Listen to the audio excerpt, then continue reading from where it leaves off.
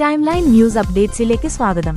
പ്രധാന വാർത്ത: കണ്ണ് മാറി കുത്തിവെപ്പ്, ഡോക്ടർക്ക് മുമ്പും പിഴവ്. പരാതിയുമായി സ്ത്രീ. തിരുവനന്തപുരം കണ്ണാശുപത്രിയിലെ ഇടത് കണ്ണിന് പകരം വലത് കണ്ണില് ചികിത്സ നടത്തിയ ഡോക്ടറുടെ കൈപ്പിഴയില് മറ്റൊരു സ്ത്രീയുടെ കണ്ണിന് കാഴ്ച നഷ്ടപ്പെട്ടെന്ന് പരാതി. അസിസ്റ്റന്റ് പ്രൊഫസർ എസ് സുജീഷിനെതിരെയാണ് തച്ചോട്ടുകാവ് സ്വദേശിനി സരോജത്തിന്റെ ബന്ധുക്കള് പരാതി നൽകിയത്.